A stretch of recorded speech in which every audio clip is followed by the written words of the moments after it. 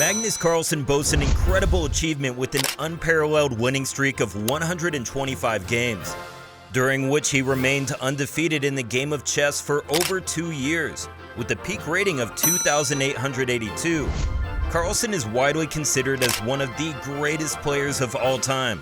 But now, Magnus is in for a surprise as he takes on the 19-year-old chess whiz, Hans Niemann, whose rating might be 200 points south of Magnus's.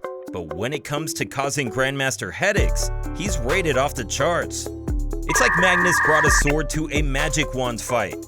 Things are about to get interesting on the chessboard.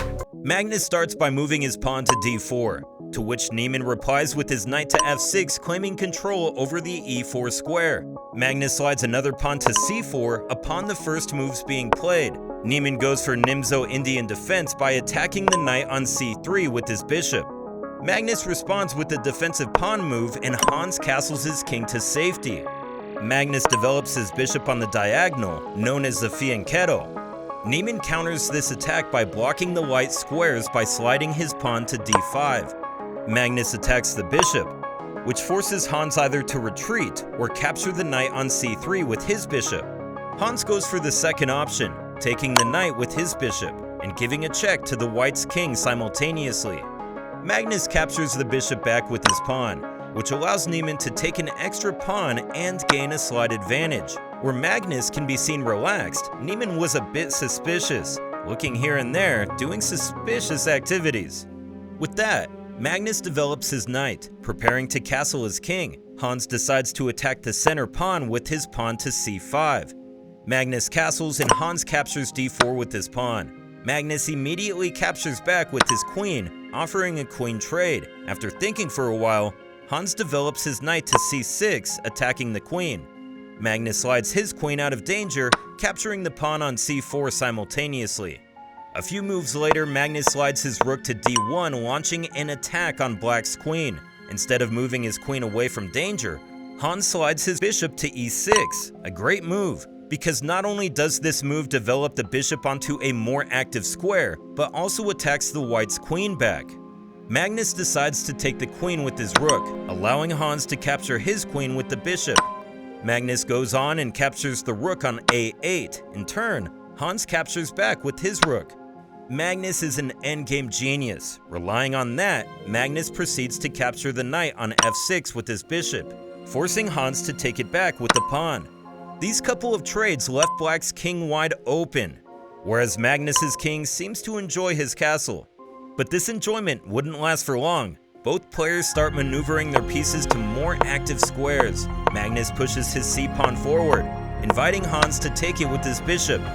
Hans immediately goes for it, and Magnus takes back with his knight. Hans replies by capturing the knight with his rook. This move invites a nasty rook d8 check from Magnus. Hans slides his king to g7. Magnus launches an attack with the bishop to d5, attacking the rook. Hans slides the rook to c7. Magnus attacks the pawn on 7th rank with his rook, but Hans defends them quite well. After making a couple of more moves, with both players attacking each other's pieces, Hans makes 3 great moves in a row. First, he starts with the knight to d6, attacking the rook, and also preventing Magnus from taking f5 with his pawn. And after a pawn exchange, Hans pushes his e-pawn forward to e3, leaving the knight undefended. The idea behind this move was that if Magnus takes the knight, Hans has this nasty rook c1 check, after which it was impossible to stop the pawn from promoting to a queen. Knowing of that tactic, Magnus leaves the knight and instead captures the pawn. Hans jumps in with a great move, knight to e4. After a couple of moves, Magnus seizes the opportunity and captures a pawn on f7. This allows Hans to take the pawn on e2.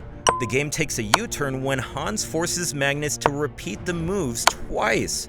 Everyone was wondering if it was going to be a draw. After thinking for a while, Hans decides not to draw this game and slides his king to f6.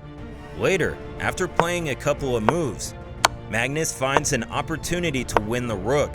He slides his bishop to f7, giving a check to the black's king. Instead of taking the bishop with his knight, Hans slides his king to f5. A very suspicious move.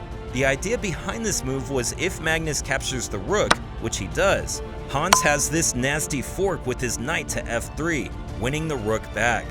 A few moves later, Hans manages to capture a pawn on h2, and the position was winning for him now.